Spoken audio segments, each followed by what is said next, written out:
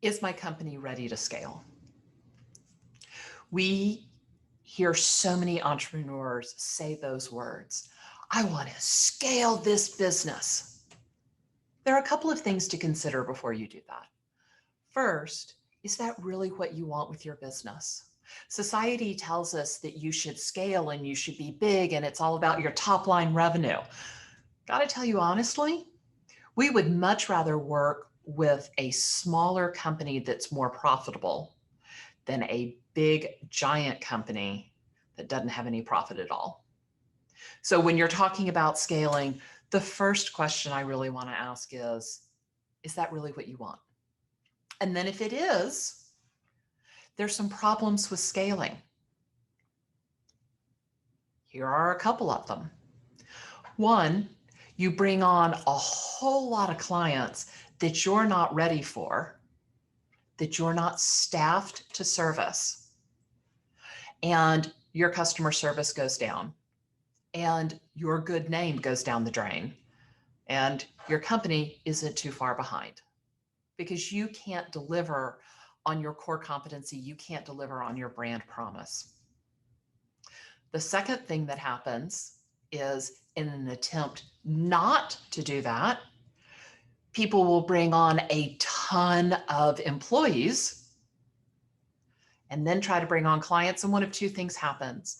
Either those employees aren't properly trained and they give bad service and there goes your reputation again, or you don't bring in the clients you think you're going to, and there goes all your profit. Either one of these things can happen. But there's some things that you can do to get ready to scale. And there are 13 of them. And I want to talk to you about them today. Because once you get these 13 items, these 13, let's call them barriers to scaling, once you solve those, then you've got a really solid foundation to grow. All right, so what are they? The first one is not having a hiring process. How can you consistently hire? How can you quickly hire the right people? This is one that we've been working on in my company. It used to take me 6 months to hire a CFO. We've really worked on the hiring process. We can now identify, interview, and have them start in 6 weeks. It's a whole lot better than 6 months. Imagine having to wait 6 months to get an employee. And I know that there are a lot of people that have this consistent challenge. So you have to have a hiring process. The second one is being able to onboard those people and train them. I watched a webinar the other day with a woman from the Ritz-Carlton. And she talked about what their training was and how they got their employees to really buy into the Ritz-Carlton way of doing things. Every company has a culture. Every company has a way of doing things.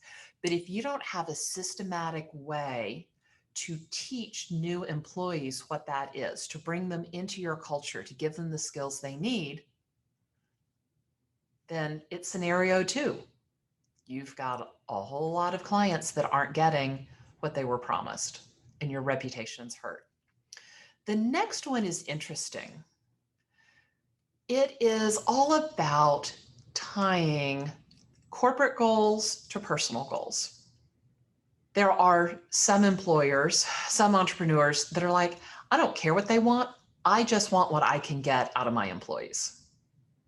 The problem with that is that you're going to have a lot of turnover.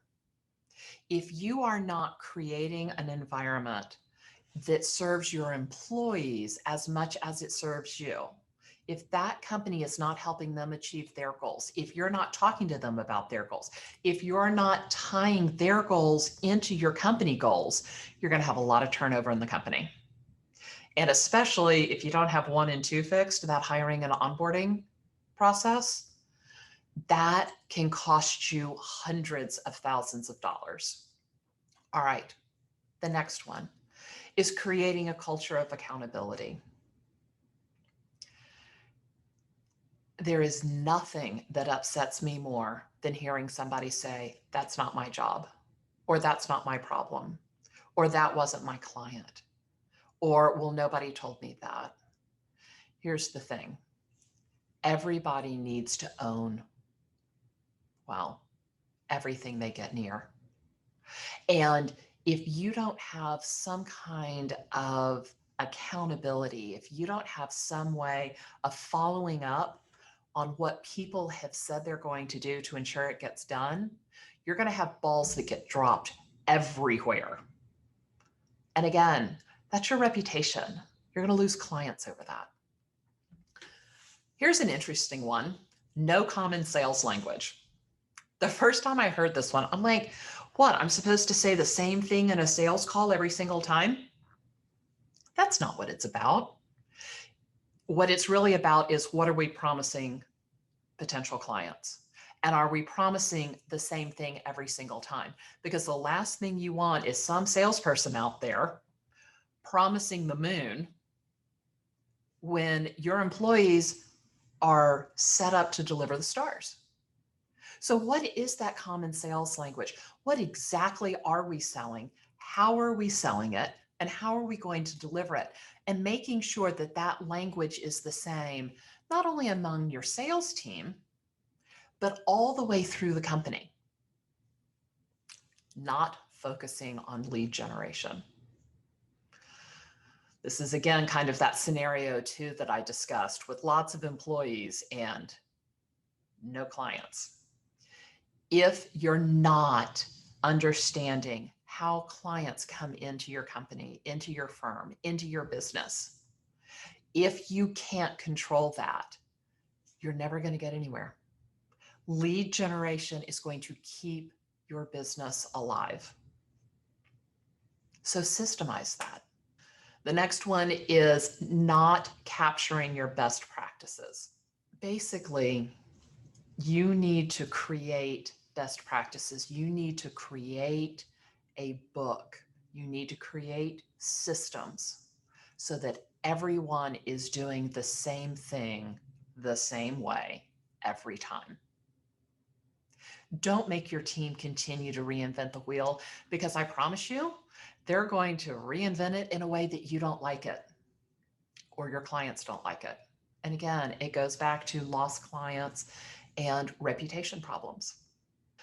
In that same vein, the next one is failing to train and coach your management staff. So now we've got best practices for employees on how to execute. But if you're not training your management staff, if you're not coaching them, and I would say in many cases, getting them an outside coach, if you're not bringing people up through the management ranks, you can't ever leave, because you're stuck, because you're it. And there's only so much of you to go around. Bad managers will run your people off. And I mentioned earlier, it's really expensive to replace those people. I read one survey where I believe they said it took 40% of a year's salary was the cost to replace a management level person. So it's going to cost you $40,000 to replace that $100,000 employee. And sometimes I think that's pretty conservative. So what are you doing to support your management staff, to give them the skills that they need to be better leaders? I was told once that you learn more from a bad manager than a good manager. And I think that's true. But I don't think you want your whole company learning those lessons constantly. So make sure your management staff has the training they need to not only be effective in running the company, but also effective in managing their people. The next one's also based on your staff. Building the bench. Who are you moving into what position next? If your COO goes, do you have someone trained who's ready to take that position? If your key employee leaves, is there anyone that can step in? And it's not always just about bringing them up within your own company. Sometimes it's that virtual bench. Like, I've got my eye on a couple of people that are going to be great in a year or two, or even in a month or two if I need them. And I've started that discussion with them so that they're ready and primed. So create not only a bench within your company where you can promote people, but create a virtual bench with people that you're planning on bringing in. Not knowing how to coach. We covered this a little bit when we were talking about training and coaching your management staff, but this is really aimed at you. Do you know how to coach people to get the most out of them? Do you know how to coach those key employees to make them really shine and live up to all of their potential? I find that that is the skill set that entrepreneurs are missing most. It's the hardest one for them. It's managing people. Coaching and training is key.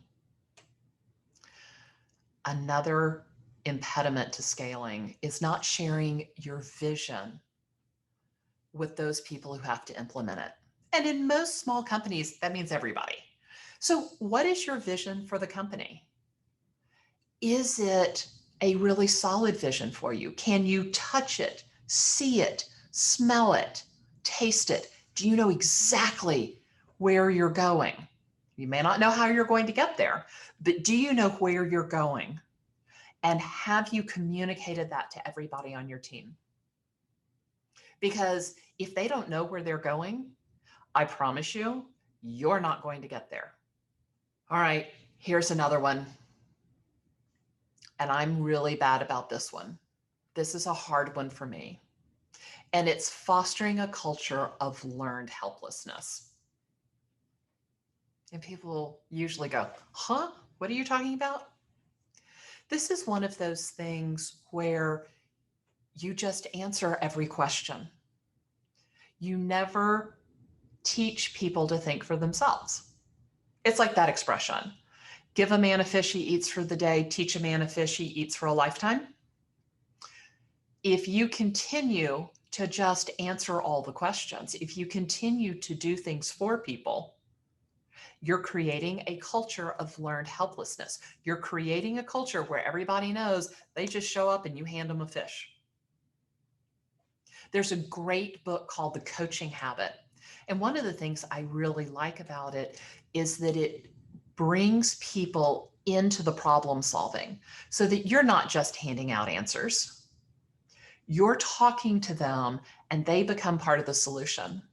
And by using a technique like what they talk about, Michael Bungay Stinger is the one that wrote it, fabulous book, you help them learn.